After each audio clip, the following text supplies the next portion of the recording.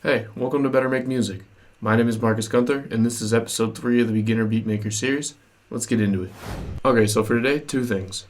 First off, we got a jazzy lo-fi beat, and it happens to be my favorite beat that I've made up until this point, so that's pretty cool. For the second, okay, so I got a thought, and this is how that goes. Instead of doing the same thing I usually do, and basically the same thing everybody else does, which is, I got XYZ sound, they come together to make this beat, here you go, peace out, bye. I figured, why not do it this way instead? So this is what that is. Over the past couple years where I've been learning to make beats seriously, I've come to realize that there's 5 things any beat or song that's actually good have about themselves that make it work. To the point where it's like, if you do these 5 things, it'll work flat out every time. If you don't, it just won't. The only thing you need on top of that is enough practice so you can execute on these things consistently. If that doesn't quite make sense, I'll put it like this. Music, and by that I mean in all genres, have certain things that need to be done to it, certain roles that need to be filled so that it can come together and be full and move and, all those things. If you don't fulfill those certain roles, it ends up being like meh, close but not quite. That's what this video is, and that's the angle of this breakdown. Let's get into that. The first of those 5 is covered by this organ.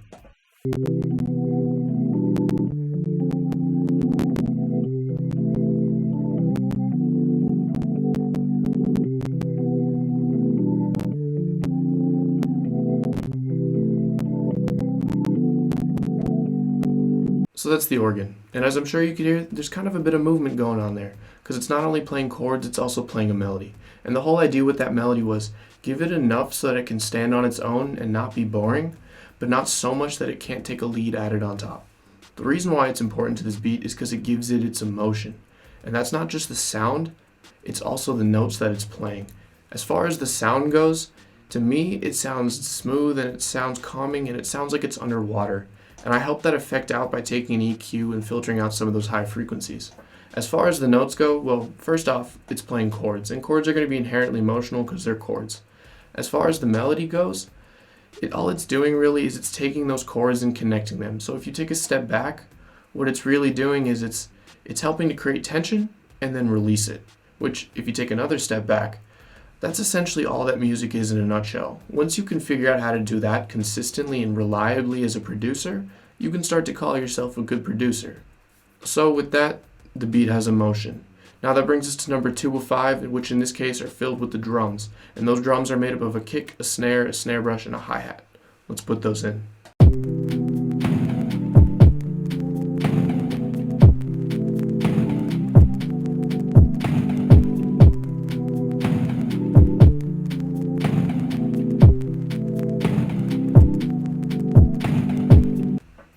So, those are the drums. And I mean, hey, they're about as simple as they could have possibly been, but on the other hand, it was all this beat really needed.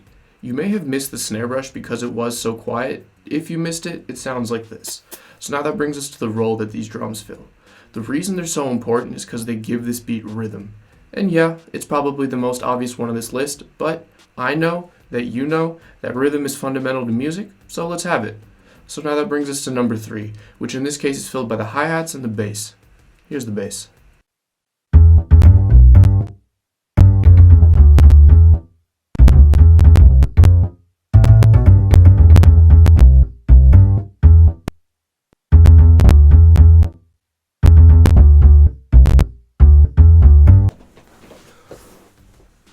And that's the bass. And normally this would be super tricky, but I'm going to make this as easy as possible for you. So what this is it's a subtlety, and it's a very important subtlety. But it's a subtlety I missed for the longest time, and it's the reason why my beats stayed in that halfway to garbage space for as long as they did. The reason they're important to this track, the role that the hi-hats and the bass fill is that they're driving that groove, or you could say they're taking this beat and they're putting it into motion. And the best way to explain it is like this. I'm going to play you a snippet again of this beat with all the parts that we've added in up until this point, but I want you to pay special attention to the organ, the bass, and the kick. More specifically, I want you to pay attention to how the bass gets busy when the organ stops being busy, for the most part, and what that does to the beat. And I want you to pay attention to the bass and the kick and how they come together, and when they do, how that drives that groove forward.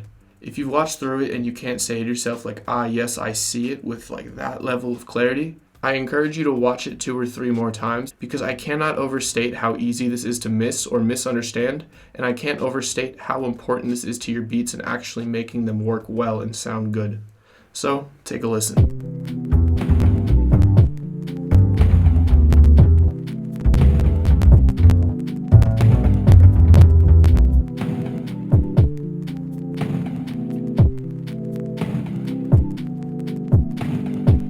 So you heard that? As soon as I took that bass out, the whole thing became sluggish and thick in the worst possible way. But with it, the beat has emotion, it has rhythm, and it has drive. That brings us to the fourth of the 5 rolls, which in this case are filled by the organ and the bass. And what they're doing is this. At any given point in time, one, if not both of those sounds are coming together and they're moving very quickly. The role that it fills is they're giving the beat excitement. And excitement usually means one of 2 things. Either you're adding ear candy sounds that are unexpected and satisfying, or you're adding sounds and parts that move very quickly and make the whole thing more exciting by having everything feel like it's speeding up. 2 examples that come to mind are Future by March Madness and Black Beatles by Ray Shremmerd. And granted, those songs were huge. But as far as the beats go, those ARPs that they use play a big role in making it as exciting as it is. So that brings us to the last 2 sounds of this beat. The first of which is an ear candy sound, and it's a Vox chant. I'm not really going to include it in the last section because there's just better examples to show you how to add excitement, and I don't really have a showy reason for why it's in there. I just like it. I hope you like it too. And the last sound is the lead, which in this case is a muted trumpet. And the lead fulfills the last role, which is it gives the music a focus. So take this from the perspective of the listener. You can't focus on everything, but you can focus on one thing very well.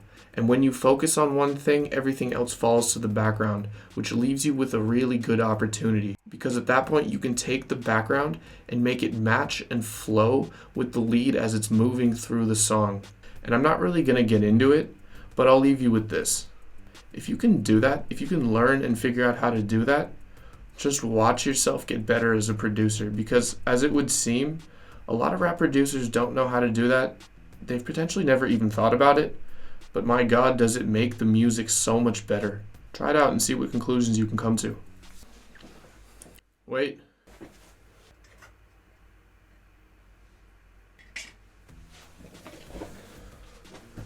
Okay, good. That was very important. So that's the end of this breakdown, which means next is the whole beat, and it means it's my time to go. So thank you for watching. Don't forget to leave a like and whatnot, and if you do, thank you. My name is Marcus Guenther. Have a nice day, and remember, if you want to make music better, better make music. Now without further ado, the whole beat.